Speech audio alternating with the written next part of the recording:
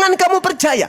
Ke-11 murid di Bukit Zaitun ketika bertemu dengan Paulus, dan Paulus mengatakan bertemu dengan Mesias di padang gurun, nasihat Yesusnya kepada ke-11 murid, percaya atau jangan percaya? Oke, aku jawab. Boleh aku jawab ya? Silakan. Ketika Paulus mengatakan, aku adalah manusia paling brengsek, aku rasul yang paling brengsek. Jangan dirubah-rubah, ini bukan gereja. Aku bicara dulu. Masih sebentar. Ketika murid 11 ini membuka tali kasut, membuka tali kasut Yesus pun aku nggak mampu. Akulah manusia paling brengsek, nggak ada dikatakan bahwa dia adalah Mesias. Emang ada dia. Paulus mengaku bertemu Mesias di padang ketika dia ke Damsik, Ibu. Udah Bang Juma bohong besar. Bohong besar. Kasihin Tidak menit. Tidak kena, Bu Darni. Tidak pernah Paulus mengatakan dia Ini Mesias. pertanyaan, ketika ke-11 murid turun dari Bukit Zaitun lalu bertemu dengan Paulus, di mana Paulus mengaku bertemu Mesias ketika ke Damsik, nasihat Yesus kepada ke-11 murid, percaya atau jangan percaya? Mesias. Berarti Bang Juma salah. Kalau di hakim Bang Juma sudah dihukum, ya. Kalau Yang ketemu dengan Paulus mengaku akulah Yesus yang kau aniaya, itu Mesias atau bukan? Nggak bisa Bang Juma lawan orang politik saya loh. Mengerti arti kata-kata. Kapan Paulus mengatakan dia seorang Mesias? Bertemu bukan berarti dia Mesias. Aduh. Di situ dikatakan, apabila ada orang berkata, lihat Mesias ada di sini, Mesias ada di sana, jangan kau percaya. Paulus mengatakan dia orang brengsek. Bahlul. Maaf ya teman-teman Kristen kalau teman-teman kita yang mewakili kalian mengecewakan kalian. Inilah penyesat itu memang harus kuat untuk mempertahankan kesesatan. Ke-11 murid mendapat nasihat, kalau ada bertemu dengan orang, siapapun orangnya, kalau dia bertemu dengan kamu dan mengaku bertemu dengan aku, jangan kau percaya. Sebab kalau aku yang datang, tanda ini menyertai aku. Matahari menjadi gelap, bulan tak bercahaya, bintang berjatuhan, kuasa langit berguncang. Aku akan nampak di tengah langit, seluruh manusia akan melihat aku. Itu tanda kalau aku yang datang. Jadi kalau ada orang mengatakan, aku Mesias yang kau aniaya, aku Mesias yang kau aniaya, jangan kau percaya. Itu bukan aku. Kok marah-marah? Itu bukan aku. Bukan marah. Ini penegasan. Bukan. Ini bukan marah. Ini suntikan kepada otak yang error karena pingin kali masuk neraka. Jadi kalau ada yang berkata kepadamu, aku bertemu dengan Mesias di padang gurun, loh. Kata Yesusnya apa? Jangan kamu percaya. Ke-11 murid turun dari Bukit Zaitun, tiba-tiba bertemu dengan Paulus. Paulus berkata, murid Yesus, kadio, aku ingin berkata kepadamu. Apa? Aku bertemu dengan Mesias ketika aku ke Damsik. Nah, nasihat Yesus kepada ke-11 murid, percaya atau jangan percaya?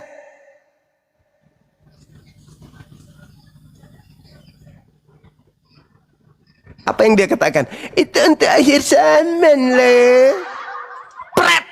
Begitu kuat kalian memegang kemudian cara-cara iblis yang menyesatkan. Kata Yesus, waspadalah kepada penyesat, planos, pembohong, penipu yang datang kepadamu memakai namaku dan berkata, akulah Mesias. Nah, yang datang kepada Paulus mengaku apa?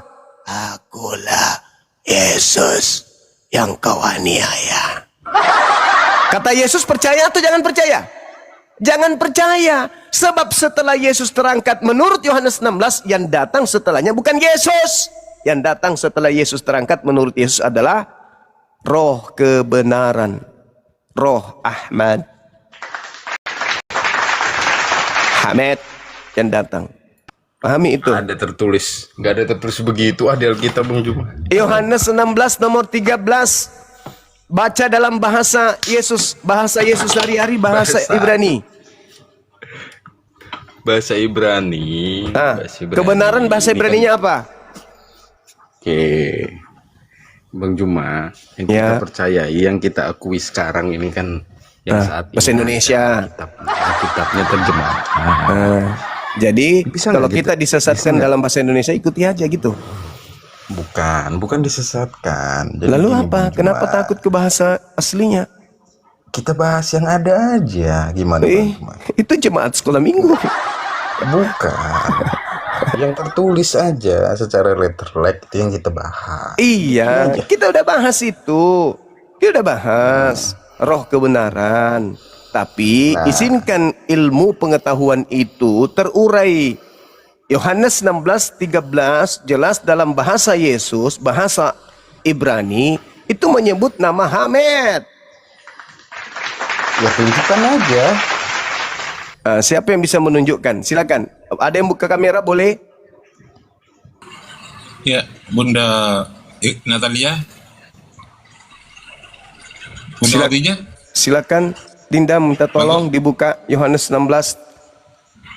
Kang Dito, monitor Kang Dito. Kang Dito. Bang Billy.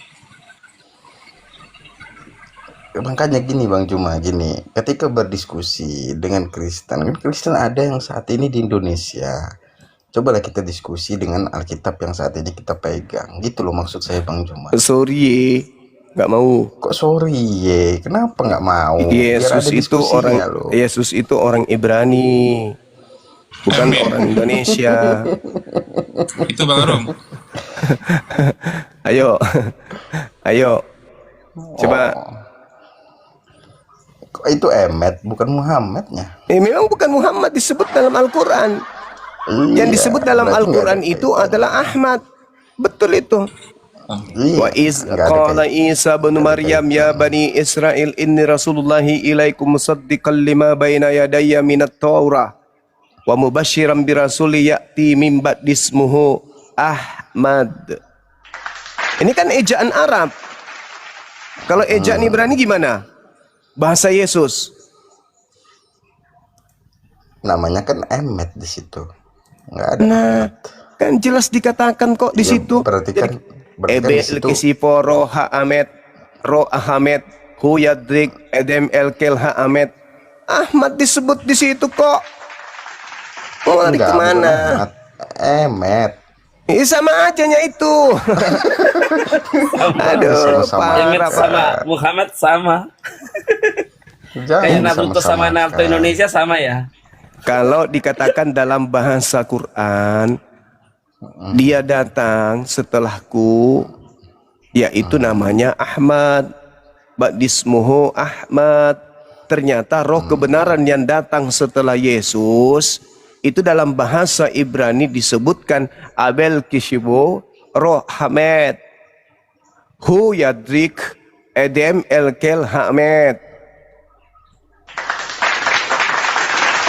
Bukan Paulus, tapi Hamed. Naruto sama Naruto sama orangnya Bang. Hamed itu merujuk kepada oknum. Yang datang setelah Yesus, menurut Yesus itu Hamed. Siapa Hamed ini? Paulus. Kebenaran tuh gini Bang Juma. Roh kebenaran nih, roh kebenaran itu kan roh yang mendatangi Paulus. Paulus kedatangan roh kebenaran. Masolang generasi. Ada ayatnya itu. Bukan yang mana? Yang mana Afi? Yang sebenarnya itu diketik oleh Bang Billy barusan. Roh Kudus mendatangi Paulus, ada ayatnya nggak? Oh, kita minta dalil itu. Coba mana dalilnya Roh Kudus datang kepada Paulus? Bukan Roh Kudus, tapi berbentuk cahaya kan? Berbentuk cahaya. Kisah para Rasul 9. Masolang generasi. Itu yang tertulis kok. Gimana? Aduh. Kan itu udah tertulis. Bang Juma. Bang Juma ini mau membantah Alkitab mulu loh. Abel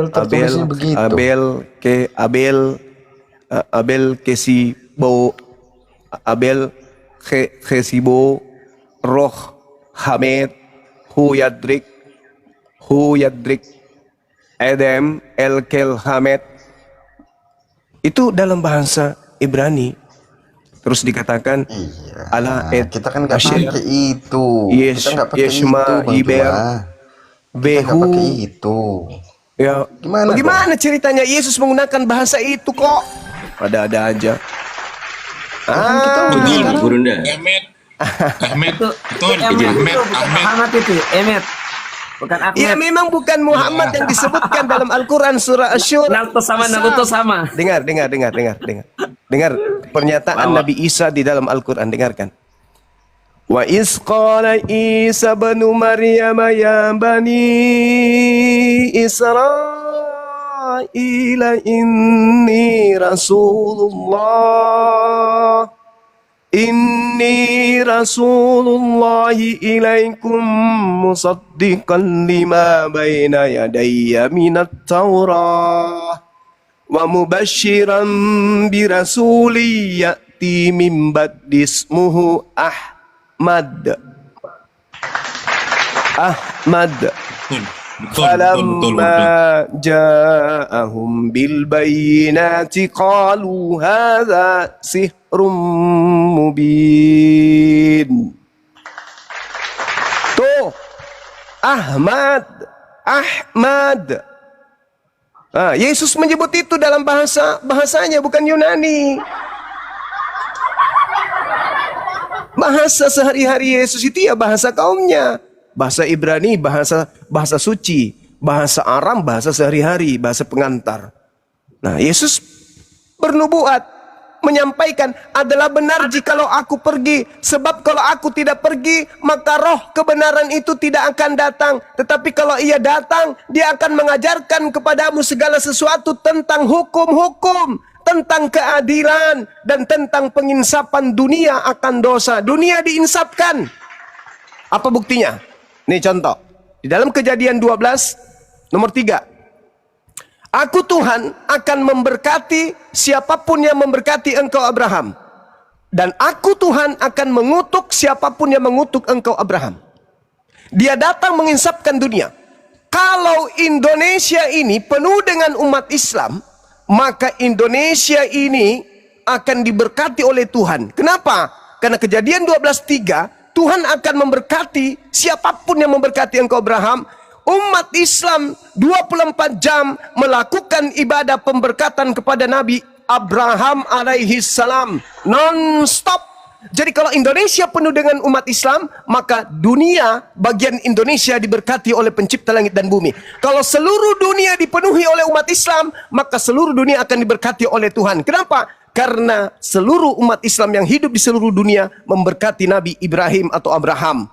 Tapi kalau mengutuk, mengatakan dia berzina, mengatakan anaknya anak tidak sah, mengatakan dia punya budak yang digauli secara tidak sah, mengatakan dia tidak sabar sehingga dia kemudian menggauli budaknya, gundiknya sampai dia melahirkan anak yang tidak sah bernama Ismail. Itu mengutuk Abraham. Dan mereka yang mengatakan itu, kata Kejadian 12 nomor 3, akan aku kutuk siapapun dia mengutuk engkau Abraham.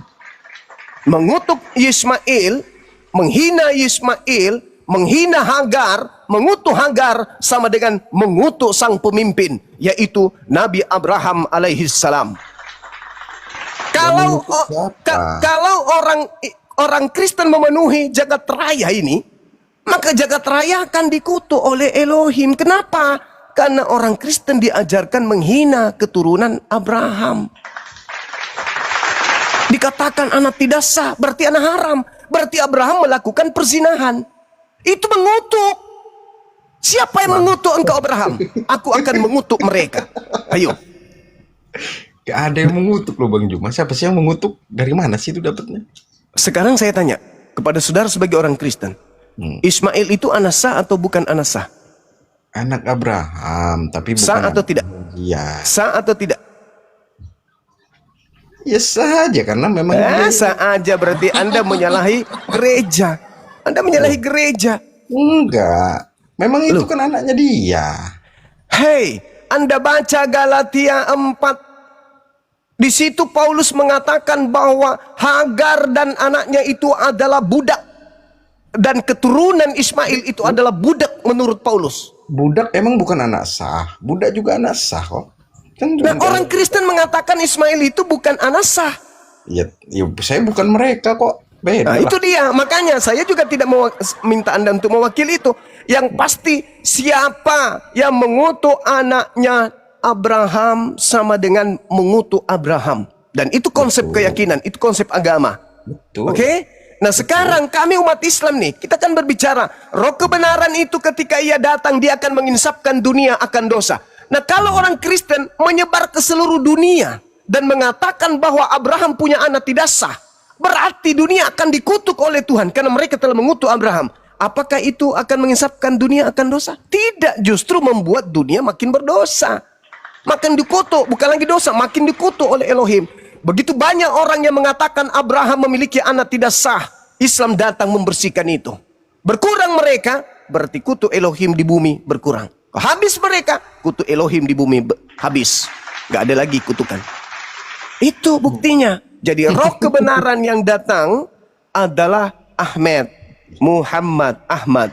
Terima tidak terima, suka tidak suka, ikhlas tidak ikhlas, silakan tahun depan Anda rubah kitab saudara, jangan tulis roh kebenaran. Tulis aja di situ roh apa yang Anda suka, yang penting jangan Ahmed di situ. Gini, Bang Juma. Ahmed itu kan bahasa Ibrani. Artinya roh kebenaran. Artinya atau kan kebenaran. Oke. Ya nggak masalah itu. Tapi kan kebenaran Nabi sudah Muhammad datang mengajarkan kebenaran. kan Ada nggak persepsi ajaran Nabi Muhammad yang tidak benar? Satu aja. Ya gini Bang Juma. Nggak bisa Anda tunjukkan. Sebentar, jangan sampai. Ajaran Nabi Muhammad mengajarkan kebenaran.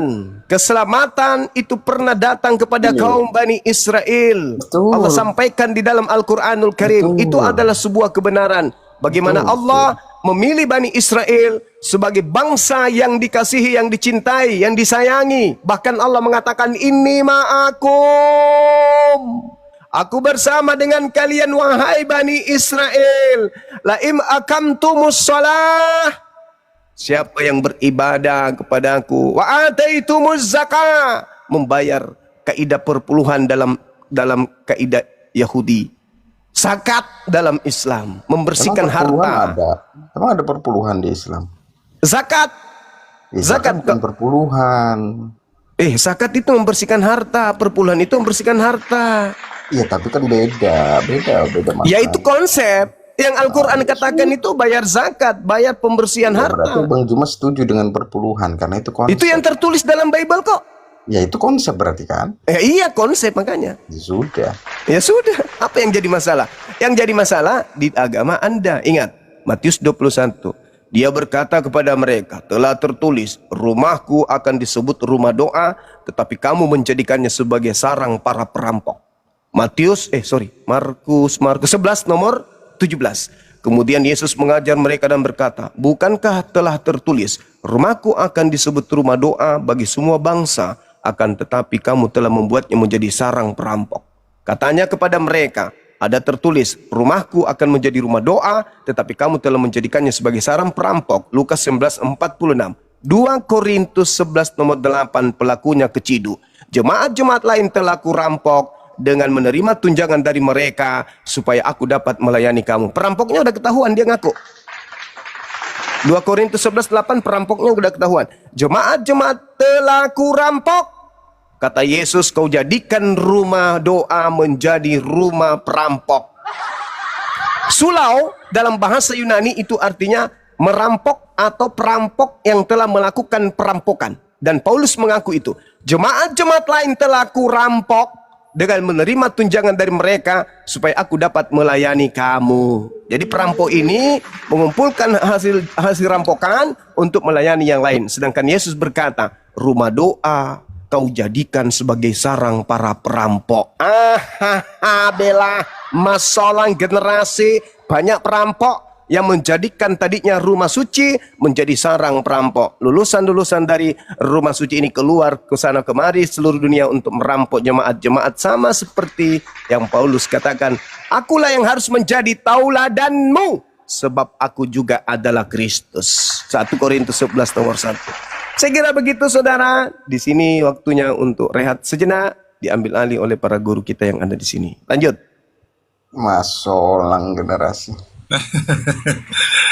Materi baru nih Kang Dito, Ahmed.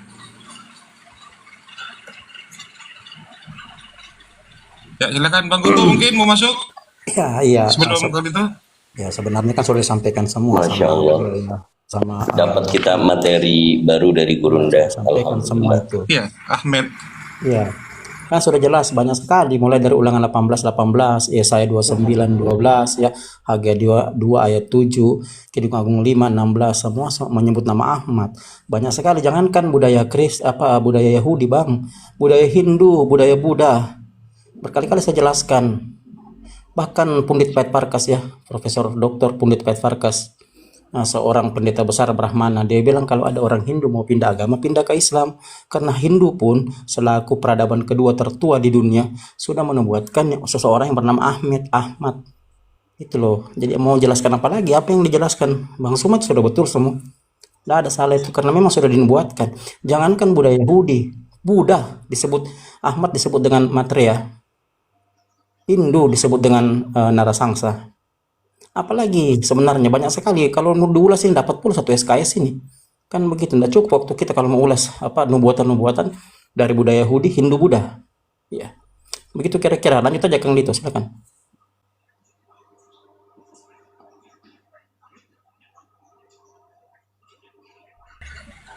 Ya, sebentar saya lagi saya pelajari dari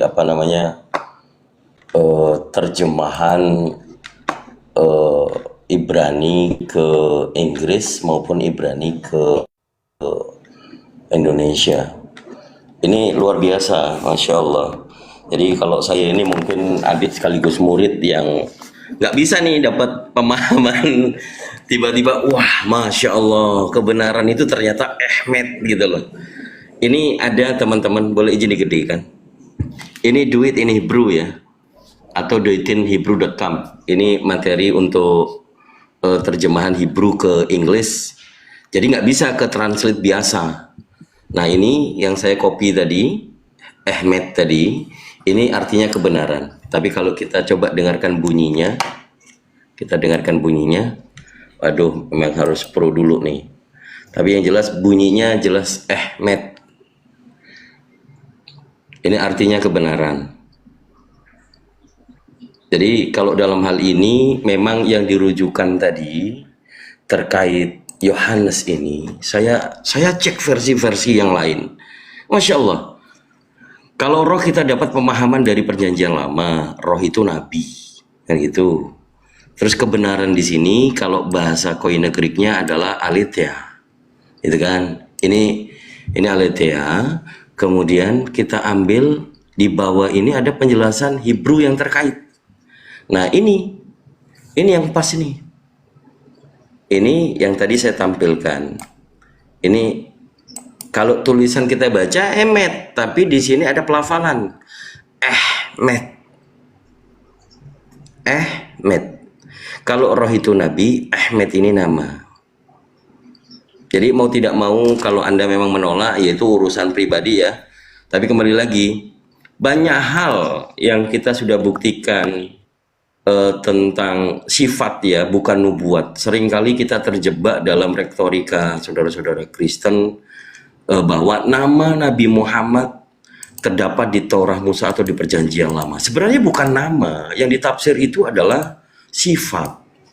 Di Hagai pasal 2 ayat 7, ini sifat, saya bisa tunjukkan. Dan ini adalah miliknya YSLA atau orang Kristen. Kita buka di sini, ini Hemda, gitu kan? Ini Hemda. Tapi kita ambil di sini ada referensi. Ini sudah beberapa kali saya tampilkan dalam diskusi lintas agama. Referensi ini 673b, kalau kita lihat dari definitionnya, Strong's cross referensinya, ini ada tulisan nih. The Arabic Hamida means praise and the name Muhammad. Ini datanya orang Kristen. Kemana tadi si Arom? Jadi kalau orang tidak menggunakan intelektualnya, Bible ini dari para scholarnya, orang-orang akademisinya mempermudah orang Kristen membaca Bible. Ini referensi dari Hagai, tertulis ini nama Nabi kami, Allahu Akbar. Quran lagi ikut. The name Muhammad. Satu lagi, Itu ada kalau Bang teman-teman Yosef tidak tahu itu. yang dimaksud oleh guru-guru kita, Ustadz Kainama, kemudian Zakirnet, tentang Kidung Agung. Ini yang teman-teman juga kadang, enggak, itu cuma nama. Dari teman-teman Muslim sendiri juga mengatakan, enggak, itu kalau secara konteks tidak ada hubungannya, Kang Dito. Tapi kita bicara sifat. Segala sesuatu padanya menarik. Ini bunyinya, pelafalnya Mahmud. Ini Kidung Agung pasal 5 nomor 16. Kita juga cek. Itu Ini Kang ada Dito. referensi yang digunakan. Kang Dito, ada spasi itu yang disembunyikan secara filologi oleh Sabda. Ada spasi di situ, Bang. Tempo hari saya bongkar itu kan. Coba Abang klik 04236 coba atau 04261 coba. Yang ada kata di bawah padanya menarik. Coba Abang. Abang dikocat barakallah fik. Lanjut. Ya, coba. 04261 coba Abang ke bawah ya. Abang coba itu di situ 04261 coba Abang klik ya. Di situ ada spasi, Bang. Spasi itulah kata Muhammad yang dihilangkan dalam filologi. Coba Abang, coba 04261 coba Abang. Perhatikan baik-baik. Itu antara kita klik. padanya spasi menarik ya. Padanya spasi itu di situ padanya Muhammad menarik itu coba itu. Di situ disembunyikan. Nah, tempo hari Ustadz Kainama memang tidak menjelaskan dengan baik ya. Itu ada spasi di situ, Bang. Coba perhatikan baik-baik. 04236 antara padanya spasi menarik. Yang disembunyikan nama Muhammad di situ. Sembunyikan itu. Nah, coba tuh. Spasi kan padanya. Tuh, coba tuh. Kalau Anda buka Hagia nomor 27, enggak ada spasi ya. Tapi kalau Anda buka di sini, kan bunyinya gini. Hikmatakin bahul Muhammadin Zaidati Bezerai Benot Yerusalem. Ini kan ada Bang Yosef ya. Itu kata padanya di situ, ada kata Ahmad disembunyikan dari sisi filologi. Jadi kalau Abang artikan semuanya itu lisannya secara keseluruhan begitu indah. Padanya Muhammad menarik. Dengarlah hai putri-putri Yerusalem. Itu yang disembunyikan, Bang, masalahnya. Mereka tidak jujur, gitu loh. Mereka tidak Oke, jujur. izin saya lanjutkan, Bang Betul. Silakan. Ini ada referensi juga. Ini 673D dan E, ini sama saja. Kembali lagi kita diperlihatkan, mata kita tertuju kepada, di sini ada nama Nabi kita. Tapi bukan nama yang dimaksud, melainkan sifat, come from the root. The name Muhammad. The Arabic Hamidah means praise and the name Muhammad. Jadi dua nih, yang tadi Hagai 2 nomor 7, yang sekarang Kidung Agung atau Song of Solomon itu pasal 5 nomor 16. Ini saya gedekan nih, Muhammad, Masya Allah. Apa tujuannya? Saudara-saudara Kristen membuat Bible online Sabda ini, yang jelas-jelas kalau kita klik di sini, yayasan ini adalah bukan milik Islam. Yayasan Kristen non-profit. Tapi kembali lagi, kita hanya percaya kepada Al-Quranul Karim. Kalau kita membaca surah Al-Baqarah ini dan kita melihat terjemahannya, tidak akan tahu apa yang dimaksud makna ayat ini. A'udzubillahi minasyaitonirrajim. Bismillahirrahmanirrahim. Fawailul lilladzina yaktubuna alkitaba biaydihim thumma yaquluna hadza min indillah liyastaru bihi thamanan qalila. Fawailul lahum mimma kasabat aydihim wa wailul lahum mimma yaksibun. Kalau terjemahan ini tidak mungkin kita dapat cuma sebatas terjemahan. Kita lihat di sini ada tafsir dari Tahlili mengatakan menyembunyikan sifat-sifat Nabi Shallallahu Alaihi Wasallam yang disebut dalam Taurat. Ini yang tadi kita buka. Jadi Maha benar Allah dengan segala firman-Nya bahwa Al-Quran ini kalamullah, petunjuk dari Allah yang Maha mengetahui. Tidak ada semua manusia yang berhasil menyembunyikan dan itu tidak dideteksi oleh Allah, karena Allah Maha mengetahui. Dari inilah kita mempelajari banyaknya kami ini apologet Islam Indonesia berbicara tidak pernah keluar dari konteks, tidak pernah menggunakan bukan dalil atau congor. Kalau ini sudah dibuka oleh guru, nah ini saya akan pelajari lagi. Ini akan saya pelajari lagi. Selamat siang. Izin sebentar ya. Ini saya akan pelajari lagi karena Saya dulu itu tentang roh kebenaran yang saya ketahui hanya Parakletos. Hanya sebatas Parakletos. Yesus itu Parakletos. 1 Yohanes pasal 2 ayat 1. Seorang perantara kepada Bapa yaitu Yesus Kristus. Perantara di sini adalah Parakletos. Ya, nama-nama dan senjata. Ya. Oh ya, jangan lama. Sorry. Pelanggaran nanti. Iya, jadi Parakletos ini yang dibicarakan oleh kaum intelek di kekatolikan. Karena orang Katolik itu cenderung sekali di internal membahas siapa nabi yang diutus setelah Nabi Yesus. Kisah Para Rasul pasal 3. Itu dasar itu. Dasar itu yang kemudian merujuk kepada perkataan Yesus Yohanes 16 ayat 14 ini. Masya Allah, turun dan syukron ilmunya. Mudah-mudahan buat berkah kita, adik-adiknya, murid-muridnya, untuk menggaungkan, bukan kita minta remis dalam Bible atau perjanjian lama ini terdapat nubuatan, bukan nubuatan, tetapi ciri-ciri sifat-sifat. Kita sudah tampilkan Hagai pasal 2 ayat 7. Iya, kena beneran saya Ustaz Arif. Itu kan? Itulah Benar. pentingnya. Apa aku bilang? Itulah pentingnya. Apa aku bilang kan? Izin saya Nanti baca kita- ayat suci Al-Quran boleh ya? Silakan Gurunda. Bismillahirrahmanirrahim. Alladzina yattabi'una ar-rasul nabiyyal ummiyal ladzi yajidunahu maktuban indahum fit Torah wal Injil ya'muruhum bil ma'ruf wa yanhahum 'anil munkar. Orang-orang yang mengikuti Rasul, yaitu Nabi Muhammad, Nabi yang ummi, yang tidak bisa membaca dan menulis, yang kemudian mereka temukan namanya tertulis di dalam Taurat dan Injil yang ada pada mereka. Dia menyuruh mereka pada yang ma'ruf, mencegah dari yang mungkar, menghalalkan segala yang baik bagi mereka, mengharamkan segala yang buruk bagi mereka, dan membebaskan beban-beban serta belenggu-belenggu yang ada pada mereka. Adapun orang-orang yang beriman kepadanya, memuliakannya, menolongnya, dan mengikuti cahaya terang yang diturunkan bersamanya, yaitu Al-Quran, mereka itulah orang-orang yang beruntung. Jadi ini menjawab terkait dengan apa yang saya sampaikan tadi, khususnya dalam kitabnya saudara Kristen, bahwa ada nama beliau. Itu kita sudah buktikan dalam Yohanes 16 nomor 13. Jadi kalau ditanya sama mereka orang-orang Kristen, mana ada namanya Nabi Muhammad di dalam kitab Injil? Nah, yang mereka katakan Injil kan itu pernyataan-pernyataan Yesus, itulah Injil menurut kaidah mereka. Kalau kita adalah firman Tuhan yang datang kepada Nabi Isa alaihissalam. Ternyata tertulis dalam Yohanes 16 nomor 13. Dah, selesai. Lanjutkan. Silakan. Oke, jadi gini, saya masuk sedikit dulu. Jadi gini kawan-kawannya, itu pentingnya kita belajar gramatikal. Ya. Jadi ilmu gramatikal itu adalah ilmu pemaknaan kata-kata dalam tata bahasa.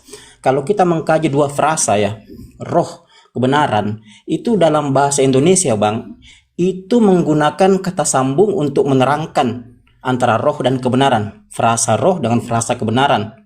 Apa kata sambungnya? Contoh, roh penyampai kebenaran. Roh itulah kebenaran. Contoh, roh pembawa kebenaran, roh dalam kebenaran. Jadi keterangan frasa roh ya itu akan nyambung dengan kata kebenaran. Nah, kita perlu belajar leksikal, kita perlu belajar denotasi, kita perlu belajar konotasi. Jadi ketika dikatakan roh kebenaran ya dalam gramatikal bahasa Indonesia, kebenaran itu menerangkan kata roh. Jadi apa itu? Roh itu adalah penyampai. Penyampai apa? Kebenaran. Roh pembawa kebenaran. Roh itulah kebenaran. Roh dalam kebenaran. Ini yang kalian tidak pernah pelajari. Karena kalian minim disiplin ilmu.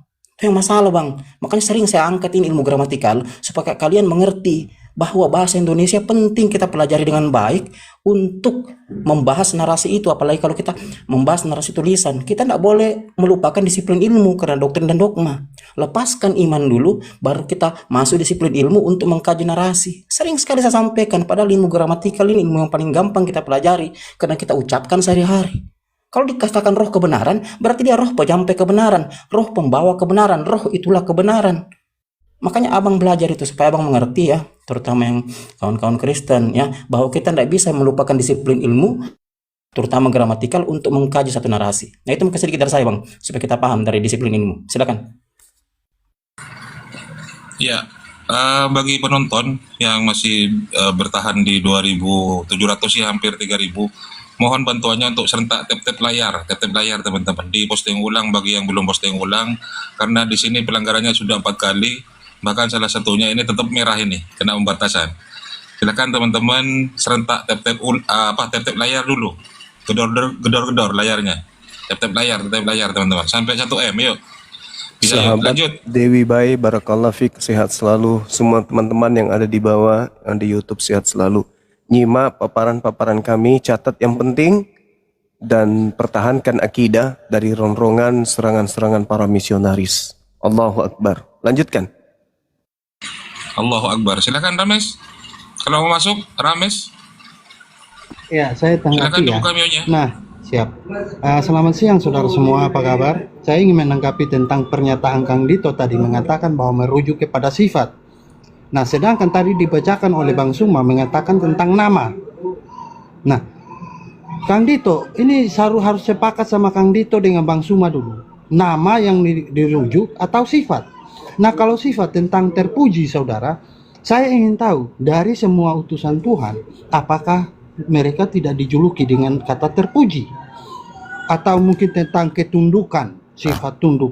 Apakah dari semua nabi tidak tunduk? Atau umat-umat sebelumnya tidak tunduk?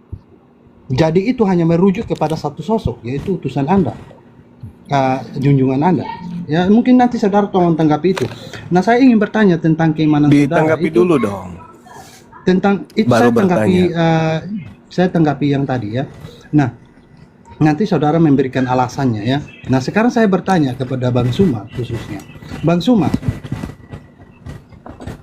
Rasul Allah mendapatkan kalam wahyu dari Allah lewat Jibril. Nah, kalau kita telusuri saudara, berarti penyampaian ini itu malaikat, ya kan? Malaikat yang menyampaikan wahyu tersebut. Saudara, di dalam kitab Injil itu pun ada malaikat datang kepada Maria. Tapi kami tidak mengatakan bahwa Nabi Maria itu adalah sebuah utusan Tuhan. Bahkan kepada para gembala tidak dikatakan utusan Tuhan. Nah, bahkan mungkin di kitab Anda juga ada malaikat datang kepada Maria. Tapi Maryam saudara, apakah dikatakan utusan Tuhan atau bagaimana? Tolong jelaskan hal itu, silakan. Ya, baik. Yang pertama, terkait dengan kata Ahmad. Itu merujuk bukan kemana-mana. Merujuknya kepada dia yang datang setelah Yesus. Menurut Yesus. Titik. Yohanes 16 nomor 7. Adalah benar jikalau aku pergi. Sebab kalau aku tidak pergi, maka Ahmad tidak datang. Titik. Jangan kau melebar. Jangan melebar. Aku memang harus pergi. Sebab kalau aku tidak pergi, kebenaran ini tidak akan datang. Jadi yang datang itu bukan Yesus setelah aku pergi. Yang datang itu Ahmad. Itu yang pertama. Yang kedua, terkait Nabi Muhammad SAW. Memang betul di Al-Quran dikatakan malaikat Jibril datang kepada Maryam. Betul. Tapi Maryam tidak diberikan kemudian tugas untuk menerima firman dan menyampaikan firman itu kepada manusia. Nabi Muhammad datang padanya Roh Kudus. Sebagai roh kebenaran yang datang kepadanya Roh Kudus. Sebagaimana yang datang kepada nabi-nabi. Yang datang kepada Nabi Musa, Namos. Namos itu adalah Taurat, hukum. Yang datang kepada Nabi Muhammad adalah Namos. Pembawa hukum Taurat kepada Nabi Musa juga datang kepada baginda Rasulullah Muhammad SAW membawa hukum. Nah, ketika beliau datang kepada Nabi Muhammad, maka Nabi Muhammad ini menyampaikan kebenaran itu kepada seluruh umat manusia. Maka disebutlah beliau Rasul. Kenapa dia disebut Nabi? Karena beliau yang mulia ini menerima firman dari pencipta langit dan bumi. Kenapa dia disebut Rasul? Karena firman yang datang kepadanya bukan hanya untuk dirinya, melainkan untuk disampaikan kepada litubayyina linnas, untuk seluruh umat manusia. Itu jelas itu. Makanya Lukas, Markus, Matius, Paulus in the gang itu tidak masuk dalam kategori nabi, bukan rasul mereka itu, tetapi hanya penulis yang kemudian diangkat derajatnya menjadi rasul oleh orang-orang barat. Demikian. Oke, saudara tadi mengatakan bahwa itu wahyu tidak datang kepada Maryam dan untuk dia menyampaikan wahyu tersebut, saudara. Nah, saudara, apa yang disampaikan oleh Jibril dalam kitab Anda, apakah Maryam itu tidak menceritakannya? Bahwa anak yang dikandungnya itu bukan atas hubungan suami istri. Apakah Maryam tidak menceritakan hal itu? Sehingga Anda bisa membuat satu pernyataan bahwa itu tidak disampaikan. Nah, saya boleh tunjukkan kalau data di dalam saya itu kisah kelahiran Yesus. Itu Maryam menceritakan saat dia didatangi, mulai dari kandungnya semua dikatakan. Berarti ada penyampaian di sana. Tapi kami tidak mengatakan bahwa lantaran dia menyampaikan, kami tidak mengatakan bahwa dia seorang nabi atau utusan Tuhan. Tidak demikian, saudara. Karena yang dikatakan utusan Tuhan, paling tidak dia ada pernah mendengar suara Tuhan langsung, saudara. Contoh Musa. Musa pernah didatangi malaikat, tapi sebelum didatangi malaikat, Tuhan sudah berbicara langsung lebih dahulu. Ya, jadi ada pembicaraan dulu dengan Tuhan. Sehingga kita bisa artikan bahwa itu utusan Tuhan. Kalau hanya didatangi malaikat, dalam iman saya itu berarti bukan utusan Tuhan, tapi utusan malaikat. Ya, sehingga kenapa para gembala tidak dikatakan? Kan disuruh sampaikan, menyampaikan bahwa hari ini telah lahir bagimu juru selamat Kristus Tuhan di kota Daud. Kan disuruh sampaikan tuh. Nah, apakah lantaran mereka menyampaikan itu terus dikatakan utusan Tuhan? Bukankah malaikat mendapat perintah dari Tuhan juga? Nah, tapi kenapa tidak dikatakan utusan Tuhan? Karena yang berbicara dengan mereka, Tuhan tidak pernah berbicara langsung dengan mereka. Itu dalam iman saya tidak tahu konsep dalam iman saudara bagaimana. Mungkin tolong dijelaskan lagi, saudara. Terima kasih. Jangankan iman saudara ngerti pun saya tentang penjelasan Anda itu tidak. Jadi Nabi Muhammad sallallahu alaihi wasallam itu diceritakan dalam Al-Qur'an, wazkur fil kitabi Maryam izin tabazat min ahliha makanan syarqiyya. Ceritakanlah wahai Nabi Muhammad kisah Maryam di dalam Al-Qur'an. Jadi Nabi Muhammad ini diminta oleh Allah untuk menceritakan. Bukan kemudian Nabi Muhammad menyaksikan dulu keadaan, lalu dicatatnya, ditulisnya seperti dalam Bible. Bukan. Saya menyimak saudara, itu membatalkan Lukas, Markus, Matius sebagai penyampai firman. Karena mereka tidak pernah datang malaikat kepada mereka. Al-Quran menjelaskan bagaimana kemudian malaikat datang kepada Maryam. Tapi Maryam tidak diminta untuk menyampaikan firman. Tidak. Yang diminta untuk menyampaikan firman itu adalah Nabi Muhammad. Maka Nabi Muhammad setelah menerima firman, Nabi Muhammad menyampaikan firman itu kepada kaumnya. Disebutlah dia Nabi dan Rasul. Rasulullah wa khataman nabiyyin. Sama seperti Nabi Musa. Nabi Musa menerima firman, maka dia disebut Nabi. Lalu diperintahkan menyampaikan firman itu kepada kaumnya, maka dia disebut Rasul. Nabi Musa itu adalah juga Rasul. Rasulnya Tuhan, utusannya Tuhan. Rasul itu artinya utusan. Nah, Lukas, Markus, Matius, Paulus ini utusan siapa? Karena dia bukan utusan Tuhan, maka bukunya buku biasa, bukan firman Tuhan, catatan harian biasa doang, yang kemudian kalian jadikan sebagai kitab suci. Ada nggak malaikat pernah datang ke Lukas? Bercerita ke Lukas, Lukas, ya paman catat. Lukas 1, Lukas 2, Lukas 3 sampai Lukas 24. Ada nggak? Nggak ada. Berarti buku yang Anda jadikan sebagai panduan agama itu bukan firman Tuhan, tapi karangan Lukas. Sampai sini paham? Tidak, paman. Nah, lanjut. Saudara tadi mengatakan bahwa Maria tidak menceritakan. Lantas Maria bercerita, dia pergi berkunjung kepada Elizabeth. dan Zakaria itu siapa, saudara? Apa yang dia ceritakan di sana? Apa yang dia dapatkan dan apa yang dia ceritakan? Apakah dia tidak menceritakan kejadian-kejadian yang dia alami? Dan apakah kejadian-kejadian yang dia akan alami itu bukannya dia Kenapa jadi ke situ, saudara? Kalau Anda ingin menjadikan Maria sebagai rasul, sebagai nabi, ya silakan. Nabi Maria silakan. Ente mau jadikan dia sebagai nabimu, lanjut. Yang saya pertanyakan di sini adalah apakah Lukas, Markus in the gang itu datang padanya malaikat memberitakan firman Tuhan? Pauluslah dulu 13 kitabnya Langoa yang paling hebat kah? Yang paling gembung. 13 bukunya itu apa dari malaikat? Oke, saya tanggapi ya. Nah, kalau Paulus, Lukas, dan para murid, kalau Lukas kan dia memberikan kesaksian dari saksi-saksi mata. Apakah mereka ini datang padanya malaikat? Sebentar saya jawab dulu. Lukas ini menuliskan pertanyaan saya di situ, apakah mereka Paulus in the gang itu mendapatkan pewahyuan dari malaikat? Oke, saya jawab ya. Apakah mereka mendapat pewahyuan dari malaikat? Ya. Enggak, kalau dapat enggak. Dari malaikat, lalu dari mana kitabnya malaikat. ini? Dari mana kitabnya? Dari mana kitabnya ini? Dari mana kitabnya? Mereka menuliskan kejadian yang mereka saksikan dari firman Tuhan yang menjadi manusia itu. Ngomong apa ente? Siapa yang menjadi narasumber? Dari malaikat. Siapa yang menjadi narasumber? Kalau dari malaikat, sebentar Bang Suma. Kalau dari malaikat saja, berarti tidak bisa disebut utusan. Tidak bisa disebut utusan. Bagaimana dengan kalau Musa di dalam kitabmu?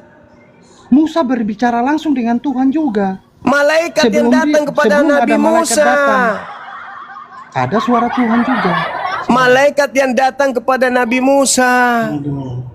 Sekarang pertanyaannya, apakah penulis Bible Perjanjian Baru ini dari malaikat diterimanya? Bukan. Udah selesai, gugur sudah gugur. Sekedar ingin tahu aja, setelah gugur ternyata bukan penyampaian malaikat mereka catat. Setelah itu kita iseng-iseng aja nih ingin tahu, ternyata setelah gugur. Nah, pertanyaannya adalah 13 kitab Paulus ini Paulus terima dari mana? Malaikat tidak. Oke, dari firman Allah yang menjadi manusia tersebut ya. Sekarang saya tanya sama Anda. Saya sudah jawab. Sekarang maksudnya gini, apa? Untuk membantah itu. Saudaraku, dengar. Paulus tidak menerima dari malaikat. Anda mengatakan dari firman Tuhan yang jadi manusia.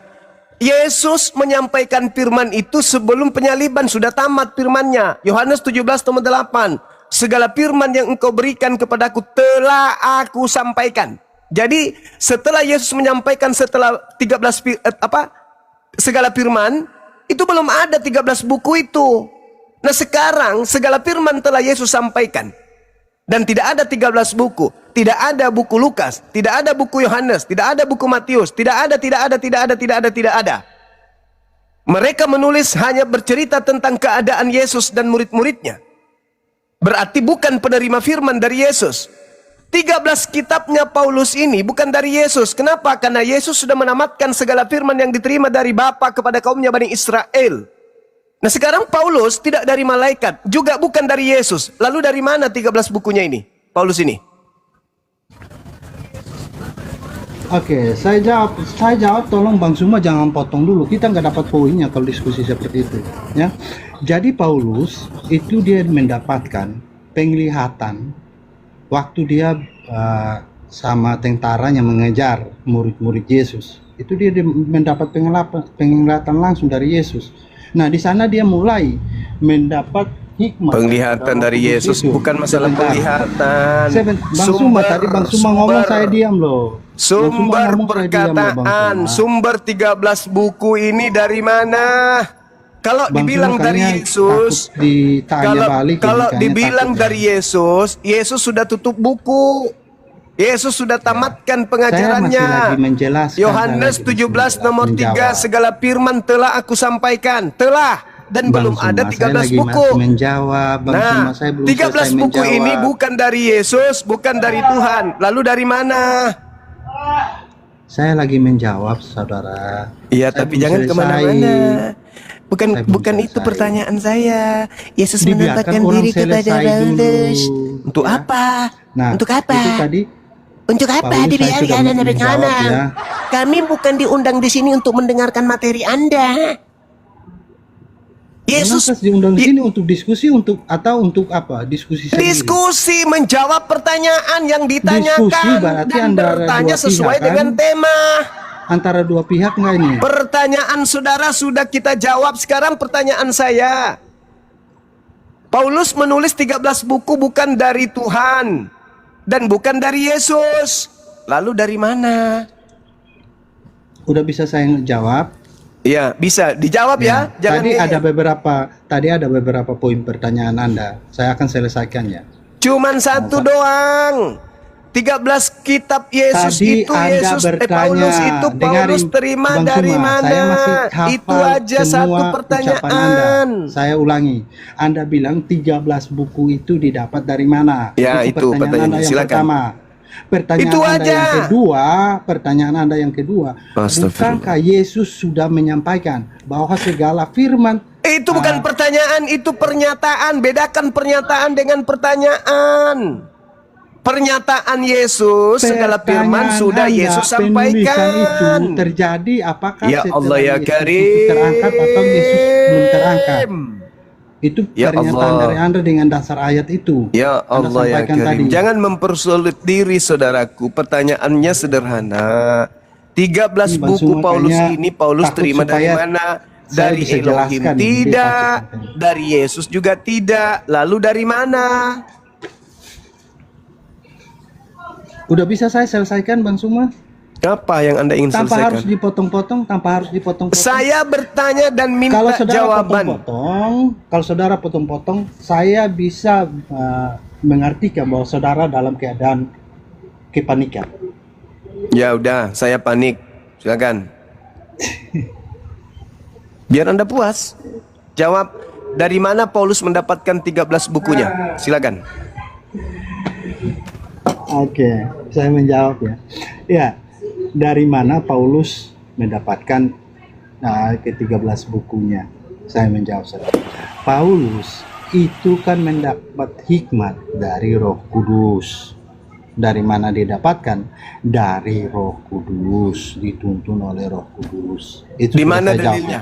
Di mana Sebentar. dalilnya Paulus mendapat bimbingan dari Roh Kudus? Silakan. Loh, kan dia ketemu Yesus langsung, itu ada penglihatan itu. Kan tadi saya sudah sebutkan. Atau Anda meminta dalil Paulus bertemu dengan ada penglihatan kepada Paulus? Mau saya tunjukkan data itu lagi? Bang Suma nggak hafal lagi. Saya selesaikan dulu ya. Nanti Anda minta datanya, saya tunjukkan ya. Di mana dalilnya Paulus menerima firman dari Roh Kudus? Elohim tidak, Menerima Yesus tidak. firman. Sekarang kandidatnya Roh Kudus. Nah, sekarang tolong Dari tunjukkan Yesus. di mana dalilnya Paulus menerima dari Roh Kudus. Silakan. Menerima firman dari Roh Kudus, gimana ceritanya Bang Suma mengerubah kalimat saya? Saya bilang Paulus mendapat hikmat dari Roh Kudus, bukan menerima firman dari Roh Kudus. Ya. Nah, sekarang saya cari Yang saya tanya, Paulus menerima firman dari mana? Bukan menerima hikmat, firman. Oke, menerima firman dari Yesus ya. Saya tunjukkan datanya. Yesus sebelum ketemu Paulus sudah menamatkan firman-Nya. Segala firman yang engkau berikan kepadaku telah aku sampaikan kepada muridku. Tidak ada Paulus menerima firman di situ. Dan tidak ada 13 buku Yesus ajarkan di situ.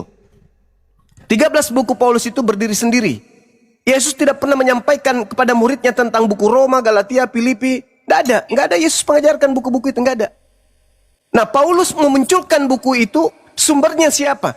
Yesus. Hai, Yesus menamatkan ajarannya sebelum bertemu dengan Paulus.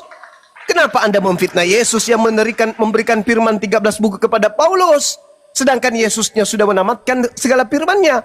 Kalau Anda mengatakan Yesus mengajarkan firman kepada Paulus, berarti Anda boleh berkata Yesus itu pembohong.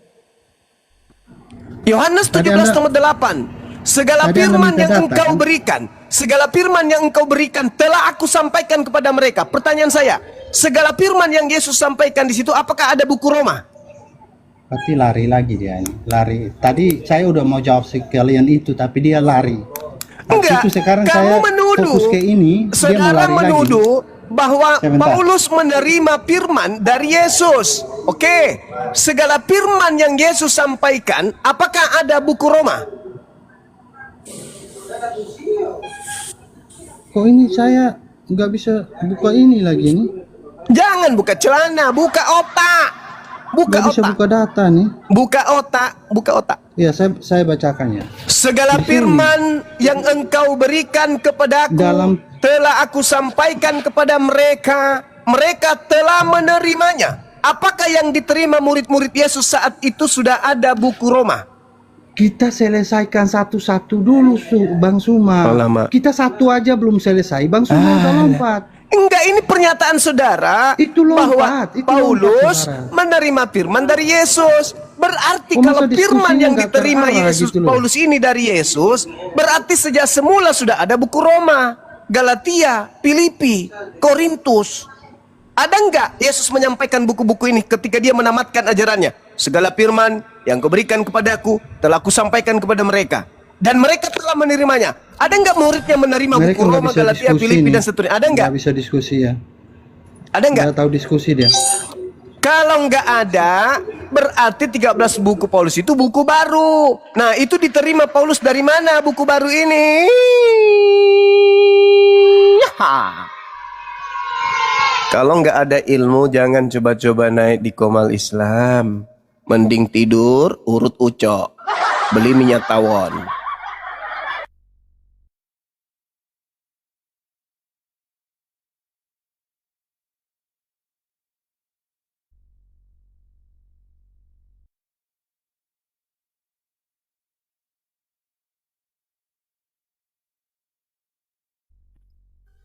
Okta, selamat siang Okta.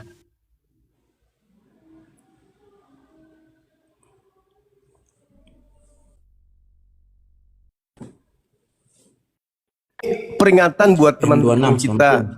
non-muslim, tolong kalau kita naik di Komal itu jangan sok paten, sok hebat, sok pintar, sok menguasai, sok menggurui.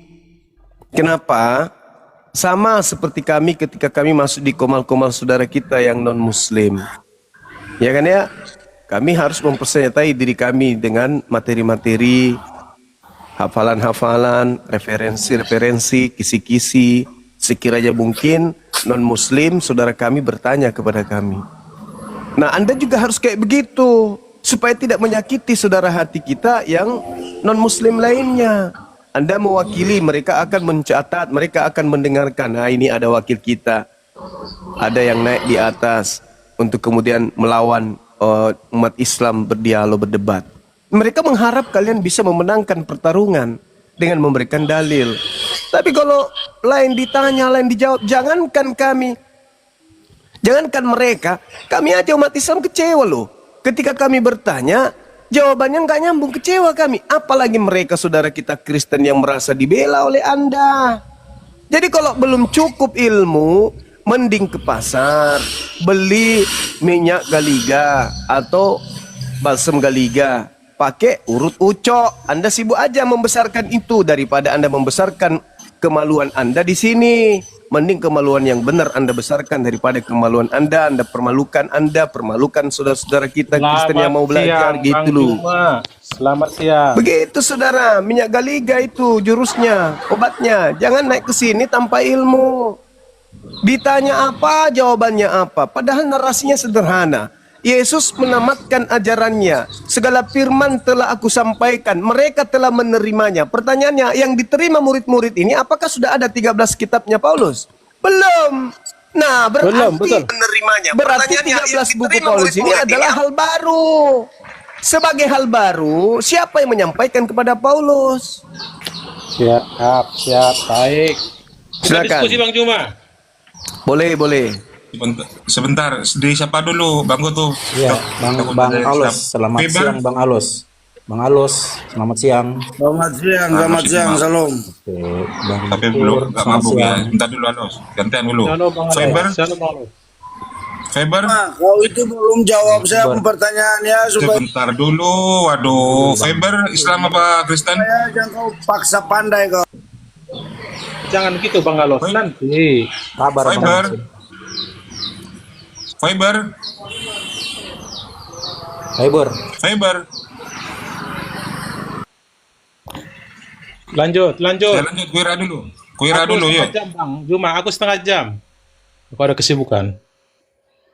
Silakan ditanya kitabku Bang Zuma. Apa mau ditanya?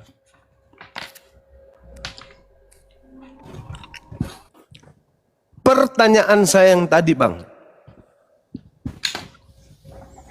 Ada jarak antara Yesus menamatkan ajarannya dengan munculnya Yesus. Setiap surat-surat Yesus selalu mengatakan dari Yesus, dari Yesus, dari Yesus. Yesus ini tidak mungkin pembohong kan? Ketika dia mengatakan dalam Yohanes 17:8, segala firman yang engkau berikan kepada aku telah aku sampaikan kepada mereka dan mereka telah menerimanya. Itu pernyataan Yesus sendiri. Apakah firman yang Yesus sampaikan ini itu adalah isi dari 13 bukunya Paulus? Bukan. Bukan. Berarti yang menyampaikan 13 kitab kepada Paulus ini siapa? Baik. Paulus ada suratnya setelah 28 tahun Yesus naik ke surga ya. Jadi jauh jaraknya dan memang secara fisik tidak pernah ketemu. Jadi Paulus itu adalah asal dari Saulus yang telah memperoleh surat dari para imam Yahudi supaya bagi siapa yang mengajar tentang kisah Yesus harus diselesaikan, dibonoe. Apa yang terjadi ketika Damsik? Malah dia kena azab 3 hari. Disitulah dia pertobatan itu. Artinya Anda benar. Secara fisik, Paulus itu tidak ketemu dengan Yesus. Tapi ada pernah dia 3 hari 3 malam. Proses ada buta. Karena niat dia untuk menghabisi semua. Termasuk Ananias, sasaran empuk. Tapi jadi berubah. Makanya semua tanda tanya.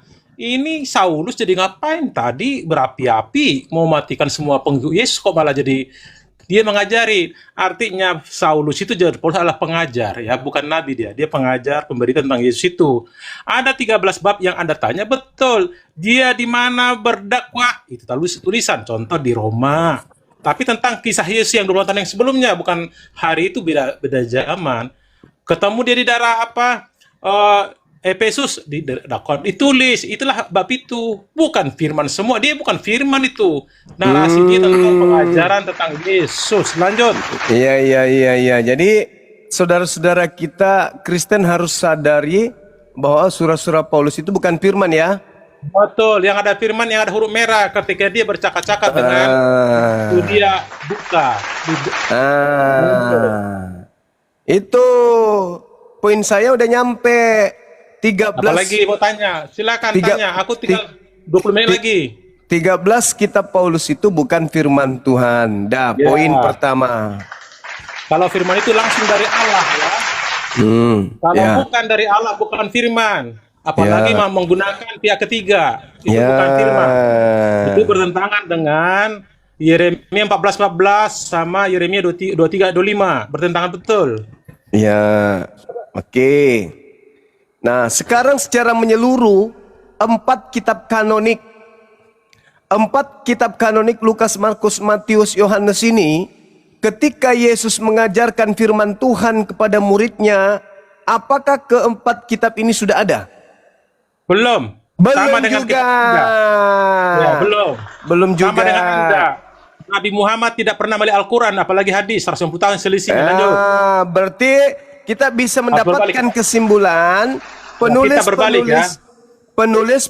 Bible, kitab kanonik ini itu tidak menerima langsung dari mulut Yesus, betul?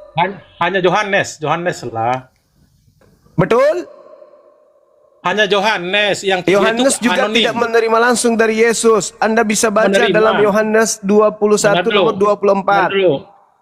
Yang 3 itu anonim, Bang ya. Yohanes murid Yesus ya. Lanjut. Penulis Yohanes bukan menerima langsung dari Yesus. Anda bisa baca di Yohanes 21 nomor 24. Saya baca ya. Ya, baca dulu. Jadi 13 kitab Yesus bukan dari Yesus langsung. Yang 3 yang kanon bukan dari Yesus langsung. Tinggal 1 nih, harapan ini Yohanes. Coba baca Yohanes 21 24. Baik, kubacakan abangku ya, santai saja. Kata penutup di sini ya.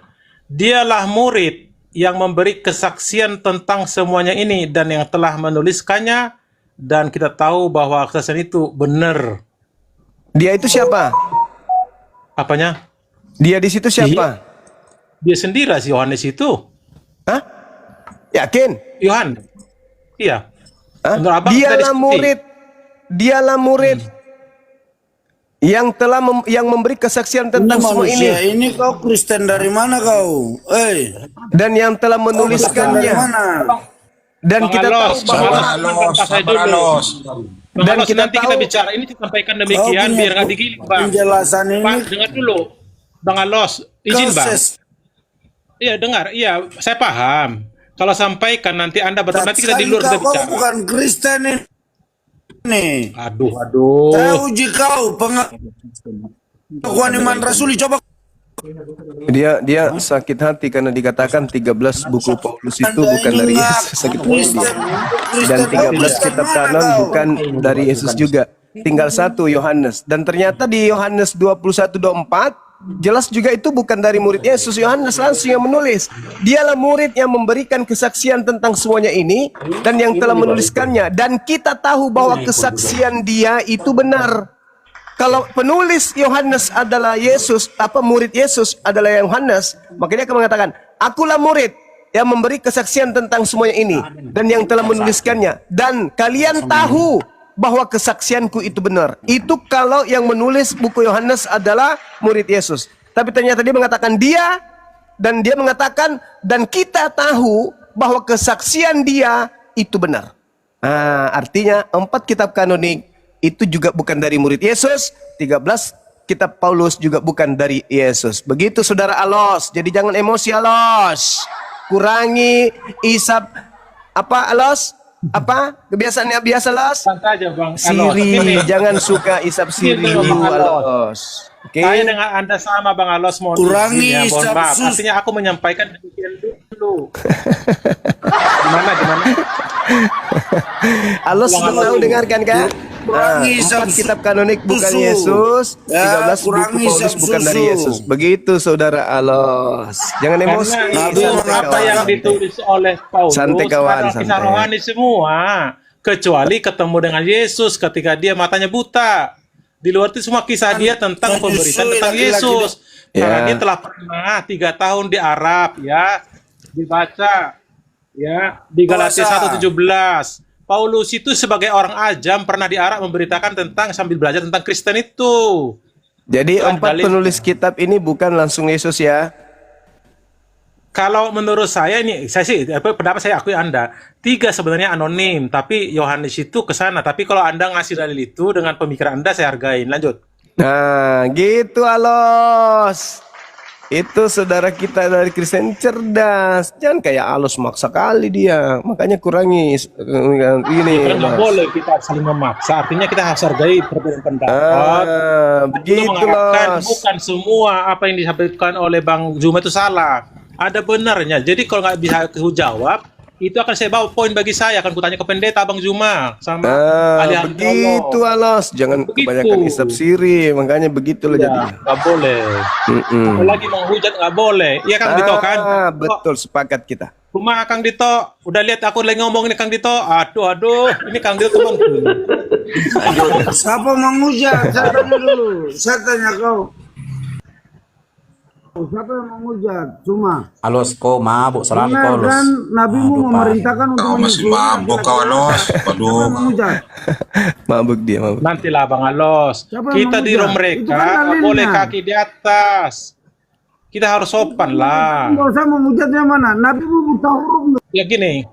Kalau dikasih kita bertanya, baru siap-siap bertanya. Jangan langsung naik kaki atas. Ya kan Bang Goto kan harus begitu kan Bang Goto. Bang Goto, kalau sekiranya kita ke rumah orang, jangan kaki kita di Ya, atas duluan, betul Bang, itu betul. gak sopan. Kita ikuti irama di sini. Kalau dikasih kita Ya, kesempatan harus memang bertanya ke begitu. Kang Dipo, bisa. Baru kita bertanya. Jangan belum permisi ngerocos. Oke, lanjut. Lanjut Bang Bang Juma. Goto, Aku silakan. tinggal 15 menit Memang lagi harus nih. begitu, maaf. Soalnya saya Silakan, agak silakan. sibuk nih. Ada mau tanya lagi Bang? Ya. Iya, itu Kata aku aku belum jawab bertanya tadi bisa. jawaban. Bentar. Bang Pia, Silakan, Brogia, silakan. Brogia Kristen kah? Silakan Bang. Bukan, maksud gimana? Silakan kalau mau bertanya, silakan. Oh, mau aku disuruh bertanya? Baik. Iya, silakan kalau mau bertanya, silakan Bang. Bang Juma, aku kan pernah aku baca, dengan sering kita ketemu gini, sekali-sekali aku membaca kitab Anda juga. Cuman aku nggak paham di terjemahan, tolong saya jelaskan abangku. Di Al-Hijr ayat 26, salah cuman 1, 27, di 28 juga sama redaksinya, tapi kenapa di 26 itu ada disebut kami menciptakan Adam? Kalimat sama persis dengan di 28, aku menciptakan Adam. Kok jadi ada beda objek nih? Kalau kami betul lebih dari satu. Tolong dijelaskan Bang Zuma. Terjemahan aku ya, huruf Arab nggak ngerti. Lanjut.